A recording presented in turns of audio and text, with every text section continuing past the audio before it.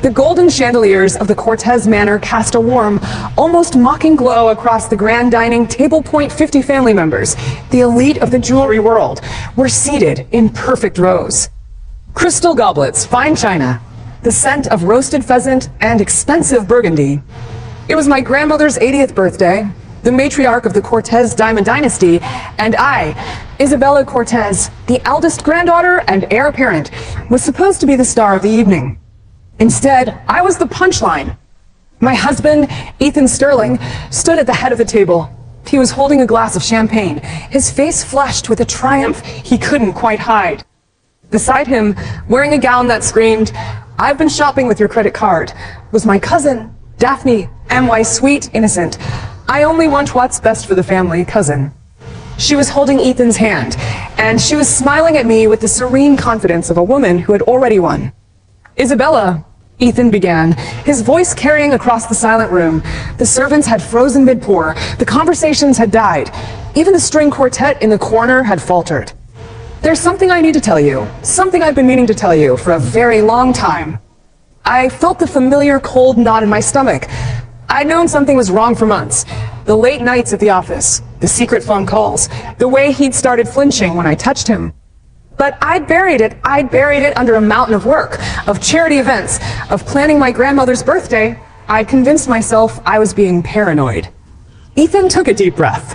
"I'm in love with Daphne, and I've been in love with her for 2 years. We're going to be married, and we're going to be running Cortez Jewelry together. Because, Isabella, you were never really the heir. You were just the placeholder until Daphne was ready. Your grandmother always preferred her. Everyone knows that you're the awkward one. The one who never quite fit in." The room erupted in gasps, and my grandmother, frail but still sharp, stared at Ethan with a look of pure venom, but she didn't speak. She didn't defend me. She just watched. As if this were some kind of test I was failing. Daphne stepped forward. Her voice was honeyed poison. "It's true, Izzy. Grandmother and I have been planning this for a long time. You were always too sentimental, too attached to the art of jewelry. You don't understand business. You don't understand profit margins. You're a designer, not a leader. And we need a leader. Someone who can take Cortez into the future. That's me and Ethan together." I looked at my grandmother, the woman who had raised me after my parents died in a car crash, the woman who had taught me to cut gems, to design settings, to appreciate the soul of a stone. The woman who had whispered on her deathbed, "No, she wasn't dead. She was still alive, sitting there, silent, that I was her true heir. That I was the only one who understood the legacy." But now she was silent, and I understood. I understood that the car crash that killed my parents hadn't been an accident. I understood that the business meetings Daphne had been attending with Ethan were more than meetings. I understood that the trust fund I'd signed over to Ethan for investment purposes was gone. I understood that everything I'd built, everything I'd loved, was a lie. I stood up. My chair scraped against the marble floor. The sound was deafening in the silence. I looked at Ethan, I looked at Daphne, I looked at my grandmother, and then I looked at the ring on my finger. The engagement ring Ethan had given me, a stunning 5-carat diamond that I designed myself. IT was the only thing in a room that was truly mine. I pulled it off, I threw it at him. IT bounced off his chest and clattered onto the floor, rolling under the table. "You're a parasite," I said, and my voice was steady. I was proud of that. "You're a parasite who crawled into this family and fed on its blood. And you, Daphne, you're not a leader, you're a vulture.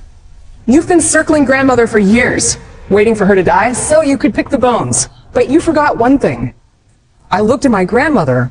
Her eyes were cold. She knew what I was going to say. She'd always known. This company isn't a business. It's a living thing that IT breathes, that IT beats, and it's loyal to the people who nurture it. You've been starving it. You've been cutting corners. You've been selling our legacy for quick profits. And the stones remember. They remember who touched them, who loved them, who understood their worth. You think you can just take over? You think you can erase me? You can't, because I'm not just the heir, I am the soul of Cortez. And without me, the company will wither and die. I walked out and I didn't look back. I heard Daphne laughing. I heard Ethan calling after me, his voice dripping with condescension. "Isabella, don't be dramatic. You have nothing and oh money and oh power. No future. You're nothing without us." I kept walking through the grand foyer, past past the portraits of my ancestors, out the front door, into the cold night air. The security guards watched me go. They didn't stop me. They didn't offer me a car. I was on my own. The night was freezing. I walked for hours through the streets of the city I'd grown up in, the city that now felt like a foreign country. I had no phone, and a wallet, and keys. Everything I owned was in that house. Everything I'd ever worked for was in the hands of the two people who had just destroyed me. I found a bench in a small park and sat down. The tears came, not the dramatic sobs of a movie heroine, but the quiet, relentless weeping of a woman who had just lost everything. I cried for my parents. I cried for my grandmother's betrayal. I cried for the years I'd wasted on Ethan. I cried for the future I'd never have. I cried until I had nothing left. And then, in the cold of the night, I felt something change, a warmth spreading through my chest. A strange, electric sensation that started at my heart and radiated outward. I looked down at my hands. They were glowing a soft, golden light. And then I heard a voice. Not in my ears, but inside my head, clear and ancient and full of power. Asterisk Isabella Cortez, you have been wronged. You have been betrayed. Your soul cries out for justice, and the stones have heard you. The diamonds, the rubies, the sapphires, they carry the memory of every touch, every tear, every prayer. I am the voice of the gems. I have chosen you. Do you accept the gift of rebirth? Asterisk. I blinked. I thought I was hallucinating. The cold, the exhaustion, the emotional trauma. It had to be a psychotic break. But the voice was too clear, too real. And the glow on my hands was undeniable. Asterisk, the gift of rebirth is not a fantasy. IT is a journey. You will return to the moment of your greatest mistake. The day you sign the trust over to Ethan, you'll have the knowledge of the future. You will have the power to change it. But there is a price. You will remember everything. The pain, the humiliation, the betrayal. You'll carry it with you. Are you willing to bear that weight? Asterisk. I thought of Ethan's smug face, Daphne's victorious smile, and my grandmother's cold silence. I thought of the 2 years I'd wasted, the trust I'd given, the love I'd poured into a man who was nothing but a con artist, and I felt a fire ignite in my chest, not the fire of despair, the fire of vengeance. Yes, I whispered. Yes, I accept. The glow intensified. The world around me dissolved into light. I felt myself falling, spinning, hurtling through a tunnel of shimmering colors. And then, with a jolt, I opened my eyes. I was in my bedroom, the master suite of the Cortez Manor, the room I'd grown up in. The walls were the same pale rose, the canopy bed was the same, the jewelry box on the vanity was the same. But the date on the clock beside my bed was different. IT was 3 years ago, the morning after Ethan had first proposed, the day he'd asked me to sign the trust documents.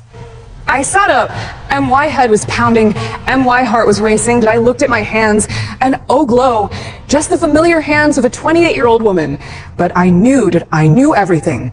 The betrayal, the theft, the humiliation, the death of my dreams. IT was all still there, seared into my memory like a brand. I got out of bed. I walked to the vanity. I looked at my reflection, younger, softer. But my eyes were different. There was a hardness in them that hadn't been there before. The eyes of a woman who had already died and been reborn. I heard a knock at the door. Ethan's voice. Isabella, are you awake? I have the documents ready. We can sign them over breakfast. Your grandmother is waiting. I remembered the documents, the trust fund, the estate, everything my parents had left me. Everything I'd been about to sign over to him, that I'd done it because I loved him, because I believed in us, because I was naive. Not anymore. I opened the door. Ethan was standing there, his face a mask of practiced charm, the same face that would, in 3 years, sneer at me in front of my entire family. The same face that would laugh as I walked out into the cold. Good morning, beautiful, he said. Ready to start our future? I smiled, and IT was a thin, cold smile. Good morning, Ethan said. I've been thinking about the trust, about the future, and I've decided to delay the signing. I want to consult with my own lawyers. I want to read the fine print, and I hope you understand. His face flickered. For just a split second, I saw the real Ethan, the one who was already planning to steal everything, but he recovered quickly. Of course, darling. Whatever you think is best. We can wait, and rush. Oh, there was a rush. There was a rush on his side. I knew that now. The trust was the key to his entire scheme. Without it, he couldn't access my parents' fortune. He couldn't fund his own businesses. He couldn't pay off his debts. He was a house of cards, and I was about to become a hurricane. The weeks that followed were a careful dance. I played the devoted fiancé. I smiled. I nodded. I went to the charity events, and I stood beside him in photographs. But behind the scenes, I was working. I contacted the family lawyers, the ones who were loyal to my parents, not to my grandmother. I had them review every document I'd ever signed. I had them trace every dollar Ethan had ever touched. I also started reconnecting with the artisans, the gem cutters, the designers who had built Cortez jewelry into a global empire, the ones my grandmother had dismissed as old-fashioned, the ones Daphne had called obsolete. They loved me. They remember my parents. They remembered the days when jewelry was art, not commerce, and they were willing to trust me again. I remembered every detail from my future life, every conversation, every secret. I knew that Ethan had a mistress, a woman named Vanessa, a junior executive at a rival jewelry company. I knew that he was using Cortez's trade secrets to feed her company. I knew that Daphne was stealing gems from the vault, replacing them with cubic zirconia and pocketing the profits. I knew everything. I started gathering evidence. I hired a private investigator, a woman named Rosa, who had no loyalties to anyone but her wallet. Rosa was ruthless. She dug up emails, photographs, bank statements. She caught Ethan and Vanessa in compromising positions. She caught Daphne red-handed in the vault. I kept everything in a safe deposit box, the same one my mother had used, the one my grandmother didn't know about. And I bided my time. 3 years passed. In the blink of an eye, I was back at the Grand Manor, and my grandmother's 80th birthday. The same chandeliers, the same family, the same scent of roasted pheasant. But this time, I was prepared. Ethan stood at the head of the table. Daphne was beside him. They exchanged the same triumphant glances I watched from my seat, my face a mask of serene indifference. I'd been waiting for this moment. "Isabella," Ethan began, his voice echoing across the silent room. "There's something I need to tell you. Something I've been meaning to tell you for a very long time. I'm in love with Daphne. I've been in love with her for 2 years. We're going to be married, and we're going to be running Cortez Jewelry together." The room gasped. My grandmother's eyes narrowed. But this time, I didn't stand up. I didn't throw my ring. I stayed seated, a calm smile on my face. "Fascinating," I said, "because I have a few things to say myself. First, Ethan, you've been committing fraud. Did I have documentation? Proof that you've been using Cortez's trade secrets to benefit your mistress, Vanessa, at Delacroix and Sons. Proof that you've been embezzling funds from the company to pay off your personal gambling debts. Proof that you've been lying to everyone in this room for years." I stood up, I pulled a folder from my handbag and laid it on the table. "And Daphne, you've been stealing gems from the vault, replacing them with fakes, selling the originals on the black market. I have photographs. Did I have witnesses? Did I have the serial numbers of every stolen stone?" The room erupted. Ethan's face went white. Daphne's composure shattered. She was sputtering, denying, but the evidence was in front of everyone. And my grandmother looked at me, her expression unreadable. But I saw something flicker in her eyes, respect, fear. It didn't matter. I turned to my grandmother. "And you, grandmother, you knew about Ethan's scheme. You knew about Daphne's thefts you've been covering for them. Why? Because they promised you a bigger piece of the pie? Because you wanted to control the company from the shadows? I don't know, and I don't care. Because as of this moment, I am exercising my rights as the majority shareholder. I've been quietly buying up shares for the past year, using a series of shell companies.